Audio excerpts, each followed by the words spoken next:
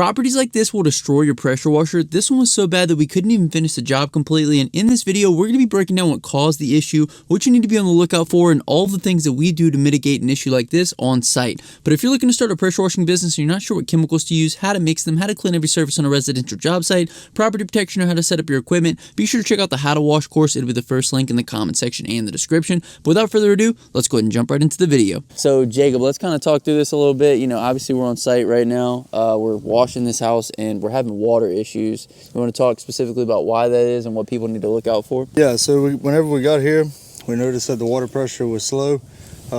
Normally whenever we show up to a job like this and it's a multiple service job, we'll run both systems. We'll run the trailer and the truck. In this case, we saw the water pressure filling the tank on the truck, and it's not the greatest water pressure.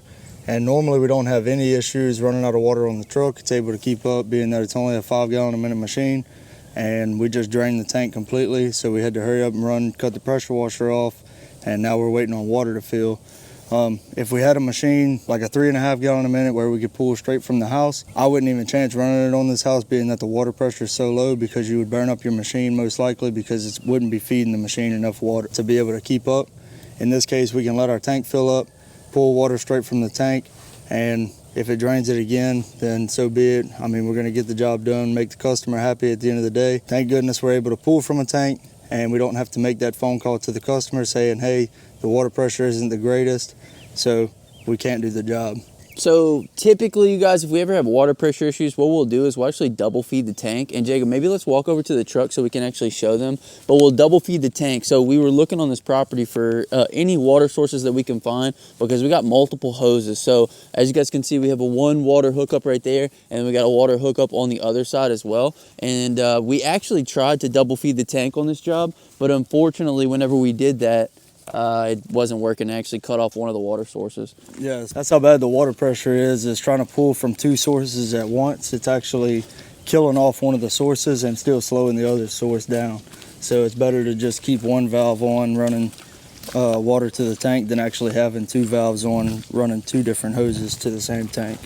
Right, so as you guys can see, we got multiple hoses coming in here to the water tank. This is one of the biggest importance of having a water tank in the instance that your customer's property does not have proper water flow. I've done jobs like this in the past where, you know, I was running off of my own personal unit, off of the customer's water, and the well just completely bottomed out, almost burned up the pressure washer. And you can hear whenever the pressure washer starts struggling because it doesn't have water. And Jacob and Kale actually just ran over here to check the pressure washer, because obviously it ran out of water. You guys can tell when the pressure washer runs out of water, because it's going to start running a lot louder. Right, Jacob? Yeah, and also you can feel it. It'll start pulsating at your hand through the hose. So you can start feeling the hose bump, almost like you're fishing, and you get a bite.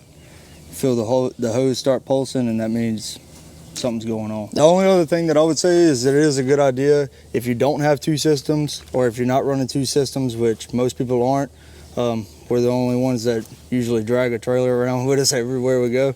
But it is a good idea to keep an extra 100-foot hose on your truck or trailer. That way you are able to run two water hoses to the same water source at once that's feeding your pressure washer.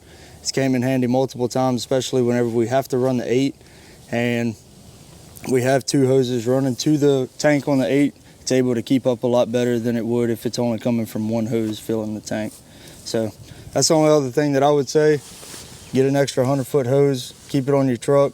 If you got two spigots to pull from, if the water pressure is not that great, pull from two spigots. In this case, we're not able to pull from two spigots because the water pressure is actually so bad that it's cutting off one of the sources, so we're only able to pull from one. So we're going to wait on the tank to fill up, and then we should be able to get a good bit done, get most of the job done off of that one tank with the 5 gallon a minute, and if we got to, we'll wait and let it fill up again.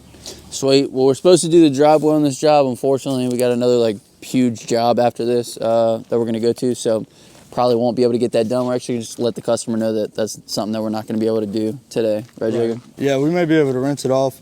They got some clay tire tracks going across it, so we may be able to rinse those off. We did pre-treat it with chemical already whenever we were treating the house with a light mix.